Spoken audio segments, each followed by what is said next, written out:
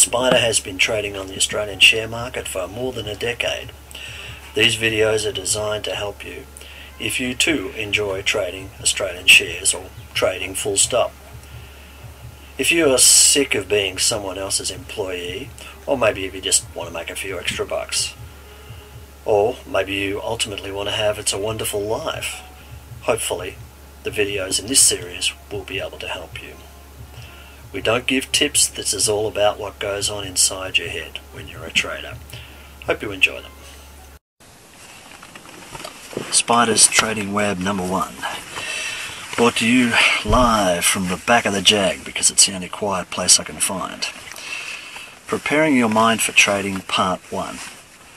There had to be a first podcast, but I wasn't sure what it should be about. First impressions being so important and all that. But I couldn't procrastinate forever, so here we are. I wanted the first podcast to set a standard, so it needed to be good. First off, I had problems getting a proper piece of software to record them. Apple has a fantastic program called GarageBand, which this has actually been transferred to, but unfortunately my ancient G3 laptop does not have enough grunt to run GarageBand, and my G4 Tower does not have a microphone port, so for the life of me I can't imagine why it doesn't, but anyway, not to worry, we've all got it all sorted and we're on GarageBand and here we are. Anyway, as you can hear, we have overcome most of the technical problems, but now I need a subject that is truly worthy of a debut spoken word presentation. After all, this is the first time that you've heard Spider's voice. While we're on the subject, I'll probably get Mrs. Spider to do these in the future, as she has a much better speaking and reading style than Spider does. So there I was, procrastinating away and trying to come up with a worthy subject, when it came to me that everything else is a waste of time if you do not prepare your mind to be a trader. As often happens, this came to me after a morning meditation session. The house was quiet, the dog and the missus were snoozing, and my head was in a bad place. Under these circumstances, meditation helps. And as so often happens, the solution to other problems that I've been working on come through even though I'm not concentrating on them. A calm, uncluttered mind is essential for a good trader to operate in all market conditions. Now this might sound a little harsh, but one of the things you must do is to stop watching television. Mindless, commercial television, that is. And obviously if you're listening to this podcast, you're not watching television, so you're halfway there anyway. Television just sucks the intelligence right out of you. If you find that you can't go cold turkey, at the very least stop watching the news. Now, I know this is a radical concept, but trust me, it is really important. Our society is addicted to news, as though our lives depend on it. They don't. I stopped watching the news in 1992 and stopped watching commercial television a few years later. These were some of the only smart decisions that I've ever made.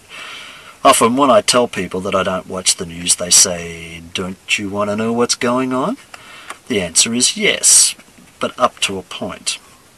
I already know that horrible things happen in the world, but I'm not in a position to do anything about them, so why torture myself? I convinced my younger son not to torture himself by watching the news, but to read books and quality newspapers instead.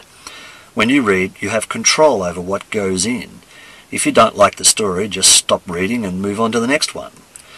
With TV news, you are trapped in front of the box, and you cop all the stories whether you want to hear them or not. My son asked quite a reasonable question. What if something really important happens? How will we find out? My answer was simple. Someone will tell us. They won't be able to help themselves. People love to share bad news. A few years back here in Victoria, we had a huge explosion in a natural gas plant that supplies most of our natural gas. It was a giant disaster. Workers were killed and the state's gas supplies were cut off for months. Naturally, we didn't hear about it until we turned up to referee basketball that night. A whole bunch of referees rushed up to us and said, "Did you hear what happened?" Naturally, we said no, and they promptly filled us in with all the details. They were delighted, as we were probably the only people that they had spoken to that day that did not know, so they had the fun of telling us. My son looked at me and smiled. "You're right, Dad. When something really important happened, someone told us about it." We still laugh about that. When I was a little tacker, I used to get quite restless watching TV. I thought it was just me and I'd grow out of it, but I didn't. A couple of years ago, my mum became ill and Mrs. Spider and I moved in to look after her for what we thought would be a few weeks. 18 months later, we moved back home. The pressure of looking after a sick mum was bad enough, but not having a DVD player and movies and cable television was enough to drive me right around the bend. I nearly put my foot through the set a couple of times. It brought back bad memories of being a kid.